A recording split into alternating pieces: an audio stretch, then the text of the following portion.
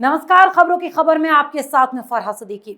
खबरों की खबर में आज बात करेंगे 2022 के शुरुआत में होने वाले विधानसभा चुनाव में किस तरह से बिछाई जा रही है राजनीतिक बिसात की, कैसे तमाम राजनीतिक दल लग गए हैं जोड़ तोड़ की राजनीति में। और बात करेंगे ऑल इंडिया मजलिस-ए इत्तेहादुल मुस्लिमीन के चीफ असदुद्दीन ओवैसी के नेता की, जिन्होंने कई राजनीतिक दलों को दे दी है चुनौती। विधानसभा चुनाव से पहले क्या है एआईएमआईएम की तैयारी मुस्लिम सीएम या डिप्टी सीएम बनवाने की। बताएंगे आपको कि क्यों खुद को मुस्लिमों का मसीहा कहने वाले सपा अध्यक्ष की एआईएमआईएम बढ़ाने वाली है मुश्किलें। तो मायावती की पार्टी बसपा भी है इस पार्टी के निशाने पर, और इस पार्टी ने क्या किया पूर्व सीएम अखिलेश यादव से सवाल, और यूपी में कौन सी हिस्सेदारी मुस्लिमों को दिलाने की एआईएमआईएम कर रही है बात, ये सब आपको बताएंगे। लेकिन सबसे पहले आपको ये याद दिला दें कि कल ही हमने खबरों की खबर में आपको बताया था कि कैसे उत्तर प्रदेश के कुछ बड़े राजनीतिक दल असदुद्दीन ओवैसी की पार्टी यानी एआईएमआईएम से दूरी बनाती हुई नजर आ रही हैं।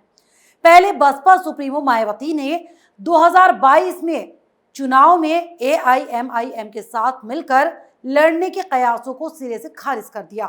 बिहार की तर्ज पर उत्तर प्रदेश में एआईएमआईएम और बसपा के बीच गठबंधन की चर्चाओं पर न सिर्फ मायावती ने फुल स्टॉप लगाया, बल्कि एआईएमआईएम और बसपा के मिलकर चुनाव लड़ने की खबरों को पूरी तरह से गलत, भ्रामक और तथ्यहीन बता दिया। तो वहीं सपा प्रमुख अखिलेश यादव ने यह कह दिया कि किसी भी सूरत में एआईएमआईएम को अपनी साइकिल पर नहीं बैठाएंगे।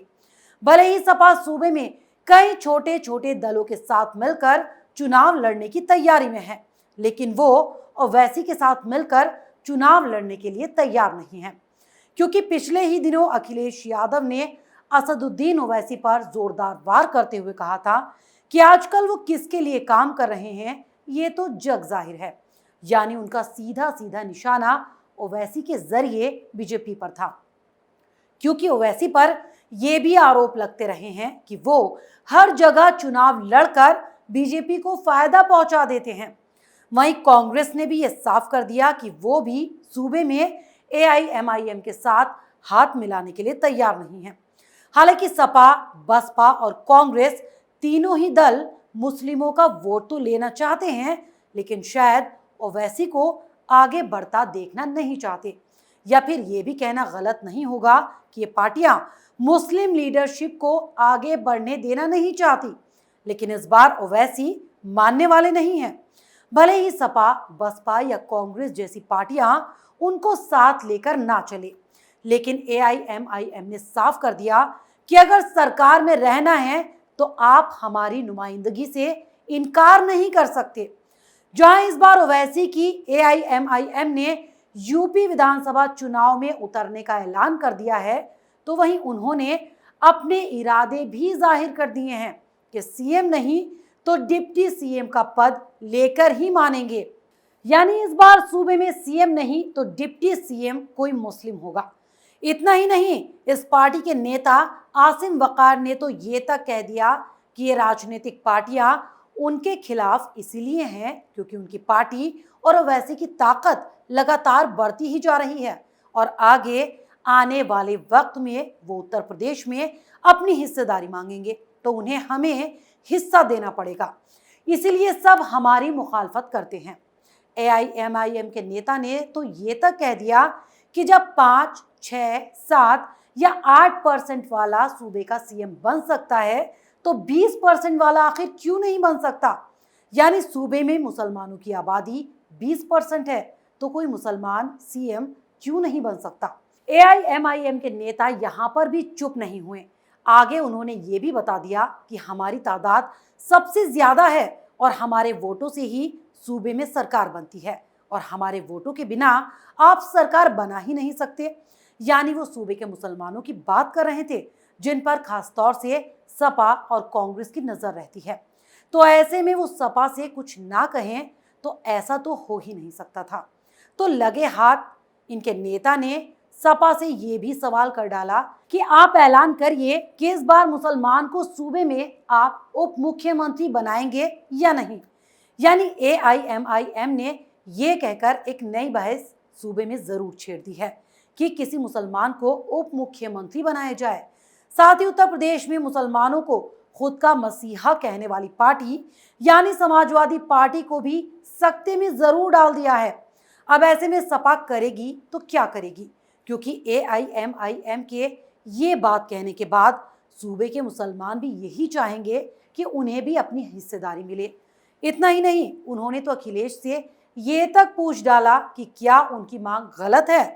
अब इस पर अखिलेश जवाब भी देंगे तो क्या देंगे, तो वो शायद इस मुद्दे पर चुप ही रहना पसंद करेंगे, क्योंकि ये हिस्सेदारी मुस्लिम वोट बैंक के सहारे जीतने वालों की मुश्किलें बढ़ाती हुई जरूर नजर आ रही है। और एआईएमआईएम के नेता का निशाना सिर्फ सपा ही नहीं थी, बल्कि उन्होंने बसपा सुप्रीमो मायावती से भी ये सवाल कर डाला कि मुसलमान मुख्यमंत्री क्यों नहीं होना चाहिए। अब इस पर बहन जी भी क्या जवाब देंगी, तो शायद वो भी चुप ही रहें। लेकिन सवाल तो ये कांग्रेस के लिए भी है, क्योंकि उसकी भी तो नजरें सूबे में सबसे पहले मुसलमानों पर ही जाकर टिकती है।